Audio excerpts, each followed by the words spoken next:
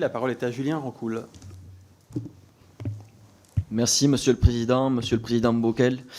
J'ai été saisi cette semaine par l'association départementale de l'Aude des supplétifs, anciens combattants, harkis et leurs enfants. Il s'agit d'une association qui fait depuis des années un travail remarquable pour faire découvrir l'histoire encore trop souvent méconnue des harkis.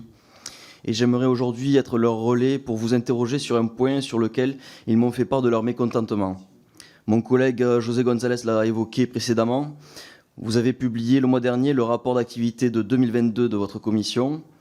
Et dans l'annexe numéro 4, dont vous avez déjà parlé, du rapport annexé, intitulé « La question des harkis en Algérie, 60 ans après l'indépendance », il y est expliqué la vision des harkis selon le gouvernement algérien qui les désigne comme des traîtres. L'association de l'Aude des supplétifs, anciens combattants, harkis et leurs enfants trouve cette utilisation du terme de traître malveillant et n'ayant pas sa place dans le rapport d'activité. Vous avez déjà en partie répondu sur ce sujet, mais qu'auriez-vous à leur répondre ?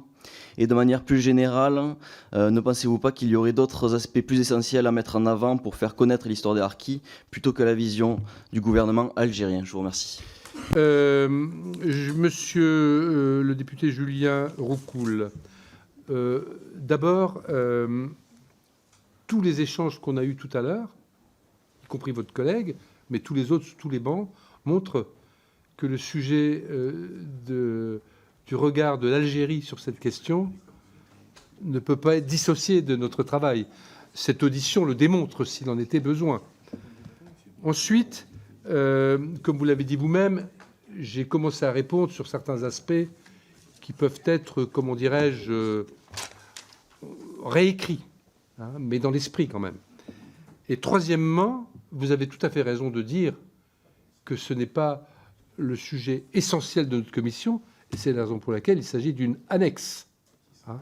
Une annexe, c'est une annexe. C'est important, ça veut dire quelque chose, mais ça vient après le cœur et le corps de notre rapport, et donc nous savons faire la part des choses. Hein. Et